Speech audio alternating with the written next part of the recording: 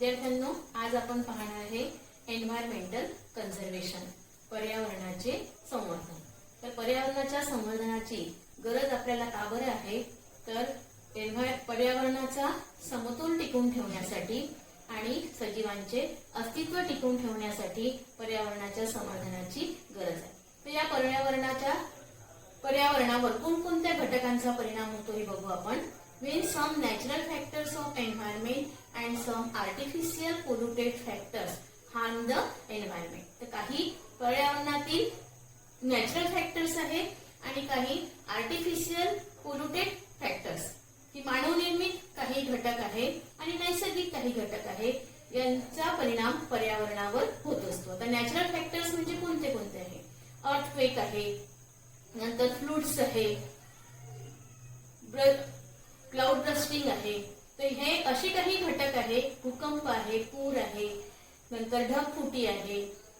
अशा प्रकारच्या नॅचरल फॅक्टरचा एन्व्हायरमेंटवर परिणाम होत असतो।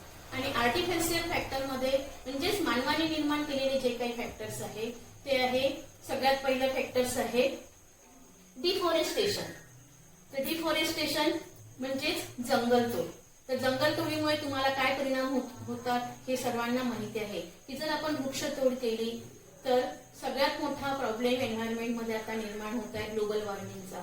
नंतर ओझोनची लेअर कमी होत आहे, ऑक्सिजनचं प्रमाण कमी होत आहे आणि त्याच्यामुळे सुद्धा पर्यावरणाचा समतोल बिघडू शकतो किंवा त्याची हानी आपल्या जैविक घटकांवर सुद्धा होऊ शकते, की and ultimately affects the existence of biotic factor, की या घटकांचा परिणाम जैविक घटकांवर सुद्धा होऊ शकतो। दुसरं आहे इंडस्ट्रियलायझेशन मॅनमेड फॅक्टर मध्ये। तर औद्योगिकरण फार वाढलेलं आहे, त्याचा परिणाम air pollution, water pollution, soil pollution होत आहे। नंतर अर्बनायझेशन आहे, कन्स्ट्रक्शन ऑफ रोड्स आहे, ब्रिजेस, हे सगळे जे मॅनमेड फॅक्टर्स आहे याचाही परिणाम पर्यावरणावर होतो आणि पर्यावरणाचा समतोल बिघडला तर त्याचा इफेक्ट बायोटिक फॅक्टरवर सुद्धा होऊ शकतो। तर अशा रीतीने आपल्याला हा एक चार्ट कंप्लीट करायला दिली आहे, फॅक्टर्स अफेक्टिंग एन्व्हायरमेंट। तर एन्व्हायरमेंटवर या फॅक्टर्सचा काय परिणाम होतो, तर दोन प्रकारचे फॅक्टर्स आहे, एक natural factors, second manmade factors. Natural factors मध्ये earthquakes, volcanic eruption, floods, cloud bursting, forest fires. नंतर मॅनमेड फॅक्टर मध्ये deforestation, industrialisation, air pollution, water pollution, construction of roads, पीटीसी। अशा प्रकारे आपला या दोन फॅक्टरचा परिणाम पर्यावरणावर होतो।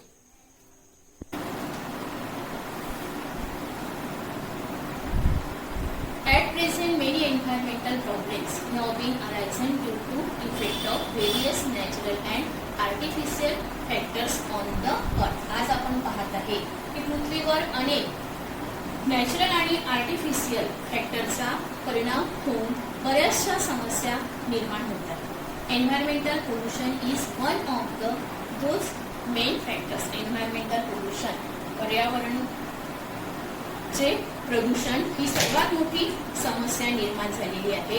सर्वसाधारणपणे आपण पाहतो की generally contamination of any material it's pollution, unnecessary and unacceptable change in the surrounding environment due to natural events or human activities is called as environmental pollution. तर अशा काही वस्तू आणि पदार्थाचे दूषितीकरण म्हणजेच प्रदूषण असे म्हणतात आणि या प्रदूषणामध्ये नैसर्गिक घटना किंवा मानवाच्या कृतीमुळे सभोवतालच्या पर्यावरणामध्ये झालेला अनावश्यक आणि अस्वीकार्य बदल म्हणजेच पर्यावरणाचे प्रदूषण होय। डायरेक्ट और indirect changes in physical, chemical and biological properties of air, water and soil which will be harmful to human and other living being in environmental pollution. आता एन्व्हायरमेंटल प्रदूषणामध्ये, पोल्युशन मध्ये, की आपण ज्या काही हवा आहे, पाणी आहे, जमीन आहे इत्यादी भौतिक आणि रासायनिक जैविक गुणधर्मामध्ये तसेच मानव आणि इतर सजीव यांना घातक ठरतील असे प्रत्यक्ष व अप्रत्यक्ष बदल घडून येणे म्हणजेच एन्व्हायरमेंटल पोल्युशन. त्याच्यासाठी अनेक असे कारण आहे की पर्यावरणाचं पोल्युशन होण्यासाठी सर्वात जास्त कारणीभूत असेल तर मनुष्य. आणि त्याच्यामुळे आज आपण पाहतो आहे की अनेक समस्या आपल्यामध्ये निर्माण होत आहे. तर कोणकोणते रिझन्स आहे बघा. Various reason like population explosion म्हणजेच लोकसंख्येचा विस्फोट. नंतर फास्ट इंडस्ट्रियलायझेशन जास्त प्रमाणात होणारे औद्योगिकरण and indiscriminate use of natural resources ही नैसर्गिक साधनांचा अनिर्बंध वापर. नंतर डिफॉरेस्टेशन म्हणजे जंगलतोड अँड अनप्लॅन्ड अर्बनायझेशन. नंतर अनियोजित नागरीकरण इत्यादी सर्व घटक पर्यावरणाचं प्रदूषण करण्यासाठी कारणीभूत असतात. तर पर्यावरणाच्या प्रदूषणाचे पोल्युशनचे अनेक प्रकार आहेत. तर pollution is a broad concept. Various type of pollution like air, water, sound, soil, thermal, light pollution offer around. सर्वांनाच माहिती आहे की air pollution, water pollution, sound pollution, soil pollution, thermal pollution, नंतर लाईट पोल्युशन हे सगळे आपल्या भोवती घडूनच येत असतात. आणि हे सगळे घडून आणण्यासाठी, हे सगळे प्रदूषण करण्यासाठी मनुष्यच हा सर्वात कारणीभूत. Ultimate adverse effect of all those is on existence of all living organisms, and out of this environment conservation has become the need of our. आणि या सर्वांचा विपरीत परिणाम हा सजीवांवर आणि त्याच्या अस्तित्वात होत असतो. आणि आज म्हणूनच आपल्याला पर्यावरणाच्या संवर्धनाची अत्यंत गरज आहे.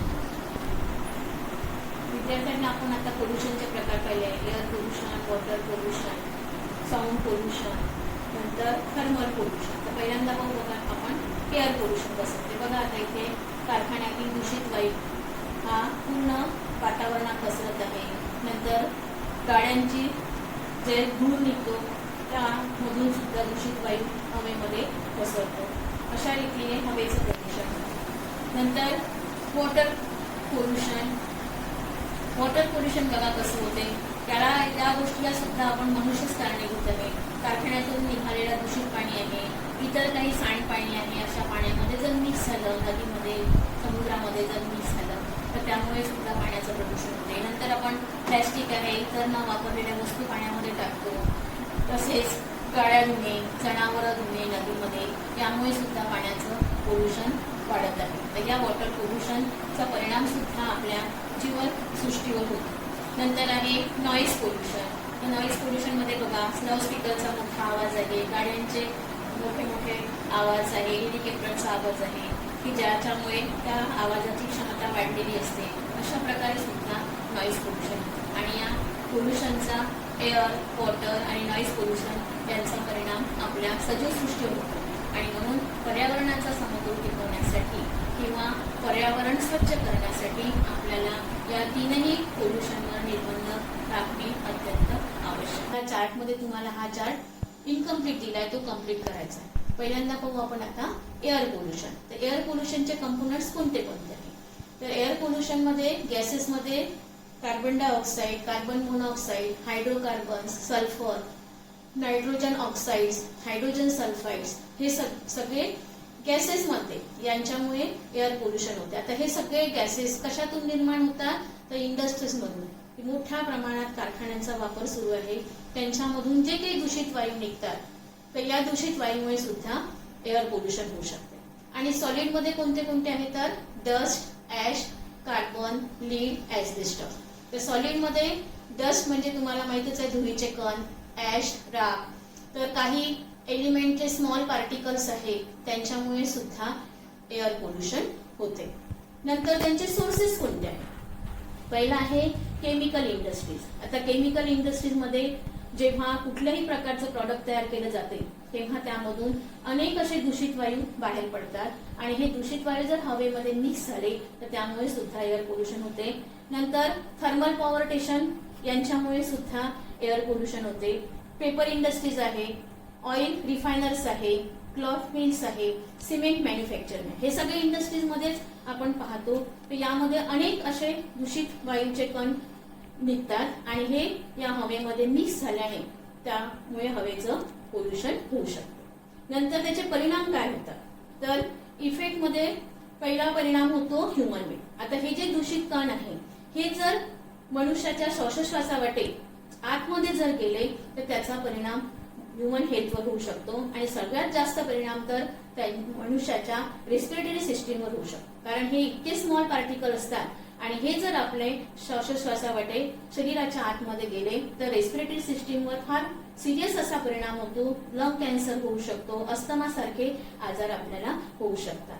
आणि दुसरा त्याचा परिणाम प्लांट्स आणि अॅनिमलवर सुद्धा होऊ शकतो. कारण सर्व सजीवांना जगण्यासाठी हवेची गरज असते आणि अशी दूषित हवा जर आपल्याला शरीरामध्ये घेण्यात आली तर त्याचे वाईट परिणाम प्राण्यांवर आणि वनस्पतीवर सुद्धा होऊ शकतात. नंतर त्यासाठी आपण काय करायला पाहिजे तर पहिलं आहे कंट्रोल मेजर मध्ये टॉल चेंजेस. कारण हे सगळे दूषित वायूचे कण सर्वात जास्तीत जास्त आपल्या इंडस्ट्रीजचा वापर होत असल्यामुळे वातावरणामध्ये पसरतात. तर त्या इंडस्ट्रीजच्या ज्या चिमनीज असतात ह्या उंच असायला पाहिजे की जेणेकरून ती दूषित हवा वर जाईल. आणि दुसरं आपल्याला equipment to control the pollution. आता पोल्युशन कंट्रोल होण्यासाठी जे काही साहित्य आहे त्या साहित्याचा वापर जर इंडस्ट्रीजमध्ये केला तर पोल्युशन कंट्रोल होऊ शकते. तर अशा प्रकारे आपण एअर पोल्युशनचे कंपोनंट, सोर्स, इफेक्ट आणि कंट्रोल मेजर पाहिले. आता नंतर सेकंड पाहायचं आपल्याला वॉटर पोल्युशन. तर वॉटर पोल्युशन कसं होते हे सुद्धा तुम्हाला मी सांगितलेलं आहे, परंतु त्याचे कंपोनंट्स कोणते आहेत. आता दोन प्रकारचे कंपोनंट्स आहे, एक आहे बायोटिक कंपोनंट्स आणि दुसरं आहे एबायोटिक कंपोनंट्स. तर बायोटिक कंपोनंट्स मध्ये अल्गी, व्हायरस, बॅक्टेरिया आणि पॅरासाइट हे सगळे मायक्रो ऑर्गॅनिझमचे प्रकार आहे. याच्यामुळे सुद्धा पाण्याचं पोल्युशन होऊ शकते. नंतर अबायोटिक फॅक्टर मध्ये आहे sand, soil, dust, floating particles. तर धुळीचे कण आहे, माती आहे, सँड आहे. नंतर असे काही पार्टिकल्स आहे जे पाण्यावर तरंगतात. कोणताही सॉलिड वेस्ट आहे पाण्यामध्ये टाकल्यानंतर किंवा प्रेसिपिटेशन ऑफ सॉल्ट आहे, सिल्वर आहे, लीड आहे, असे काही हेवी मेटल्स आहे हे जर पाण्यामध्ये मिक्स झाले तर त्यांनी वॉटर पोल्युशन होते. हे आहे वॉटर पोल्युशनचे कंपोनंट. नंतर ऑर्गॅनिक कंपोनंट्स मध्ये आहे विडीसाइड, पेस्टिसाइड्स आणि सिवेज. विडीसाइड म्हणजे तणनाशके, पेस्टिसाइड म्हणजे जंतुनाशके आणि सिवेज म्हणजे कचरा. हा जर पाण्यामध्ये मिक्स झाला तर त्याच्यामुळे सुद्धा वॉटरचं पोल्युशन होते. नंतर पाहू आपण सोर्सेस कोणते आहेत. तर सोर्सेस मध्ये इंडस्ट्रियल वेस्ट. समजा इंडस्ट्री मधला जो कचरा आहे त्याच्या बाजूला जर एखादी नदी असेल आणि त्या पाण्यामध्ये जर हा इंडस्ट्रियल वेस्ट मिक्स झालं तर त्यामुळे सुद्धा वॉटरचं पोल्युशन होऊ शकते. किंवा या इंडस्ट्री मधलं जे काही दूषित पाणी आहे ते सुद्धा या पाण्यामध्ये, नदीमध्ये, तलावामध्ये जर मिक्स झालं तर वॉटर पोल्युशन होते. नंतर डोमेस्टिक वेस्ट म्हणजे आपला घरगुती कचरा.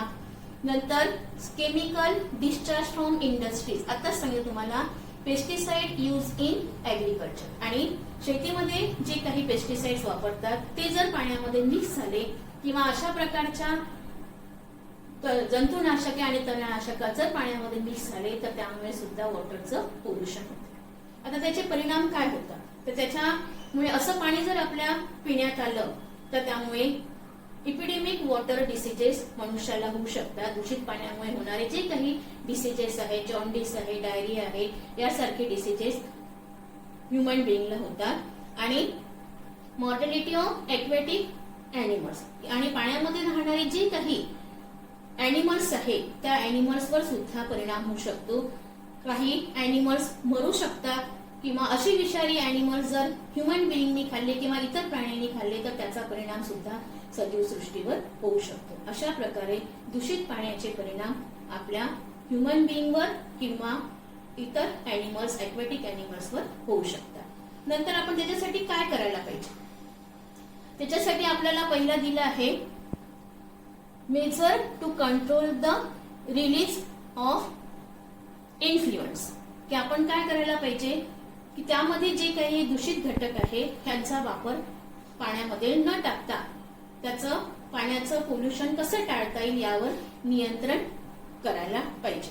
अशा रीतीने आपल्याला यामध्ये आपण वॉटर पोल्युशनचे कंपोनंट, सोर्स, इफेक्ट आणि कंट्रोल मेजर पाहिले. नंतर पाहायचं आपल्याला तिसरं आहे soil pollution. Soil pollution are different in different region. की हे जे सॉइल पोल्युशन म्हणजेच आपल्या मातीचे प्रदूषण हे वेगवेगळ्या प्रकाराने होऊ शकते. एक उदाहरण तुम्हाला दिलं आहे. समजा जर एखादा इनऑर्गॅनिक कंपोनंट इन्सेक्टिसाइड असेल, जमिनीच्या जवळपास शेताच्या जवळपास एखादा कारखाना असेल आणि त्या कारखान्यातील दूषित कण किंवा जे डस्ट आहे ते जर जमिनीमध्ये मिक्स झाले तर त्यामुळे सुद्धा सॉइलचे पोल्युशन होते. दुसरा आहे एक्सेस ऑफ फर्टिलायझेशन. आपण जर केमिकल फर्टिलायझरचा जर जास्तीत जास्त वापर केला तर त्याच्यामुळे सुद्धा जमिनीची फर्टिलिटी कमी होते आणि सॉइल पोल्युशन होते. तसेच हेवी मेटल्स यासारखे मातीमध्ये मिक्स झाले तर त्यामुळे सुद्धा सॉइलचं पोल्युशन होते. नंतर पाहू आपण आता सोर्सेस. कोणते कोणते सोर्सेस आहे. एक आहे इंडस्ट्रियल इन्फ्लुएन्स. कारखान्यातील जे काही दूषित कण आहे ते पार्टिकल्स आहे. नंतर हाऊसहोल्ड टॉक्सिक मटेरियल. आपल्या घरगुती जो टॉक्सिक सबस्टन्सेस आहे ते सुद्धा मातीमध्ये मिक्स झाले तर सॉइलचं पोल्युशन होते. नंतर केमिकल पेस्टिसाइड्स सुद्धा सॉइलमध्ये मिक्स झालं तर त्यामुळे सुद्धा सॉइलचं पोल्युशन होते. आणि बायोमेडिकल वेस्ट, जो काही दवाखान्यामधलं वेस्ट मटेरियल आहे हे जर त्या जमिनीमध्ये मिक्स झालं तर त्यामुळे सुद्धा सॉइलचं पोल्युशन होते.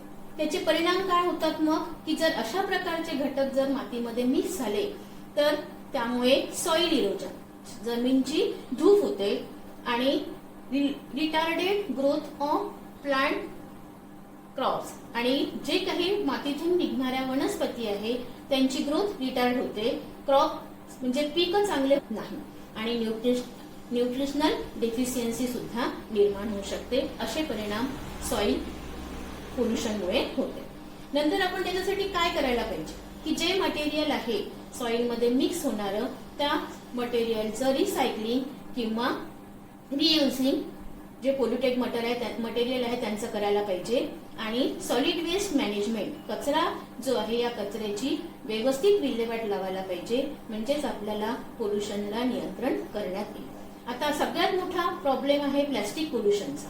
कारण प्लॅस्टिक पोल्युशन हे आपल्याला अत्यंत धोकादायक आहे आणि त्याचं प्रमाण दिवसेंदिवस वाढतच आहे. त्यासाठी आपण जे काही प्लॅस्टिकचे पॉलिथिन आहे, नंतर इतर काही प्लॅस्टिकच्या वस्तू आहे तर त्यांचं रिसायकलिंग करणे किंवा रियुजिंग करणे अत्यंत महत्वाचं आहे. आणि प्लॅस्टिकच्या पॉलिथिनचा वापर कमी प्रमाणात करायला पाहिजे. कारण हे जे प्लॅस्टिक आहे हे अशा रीतीने त्यांचं प्लॅस्टिक जळल्यानंतर फ्लेम निघत नाही, इनफ्लेमेबल आहे. त्याच्यामुळे जो धूर निघतो त्यामुळे अनेक विषारी वायू आपल्या हवेमध्ये मिक्स होऊ शकतात. आणि सर्वात महत्वाचं म्हणजे प्लॅस्टिकचं विघटन होत नाही, डिकम्पोजिशन होत नाही.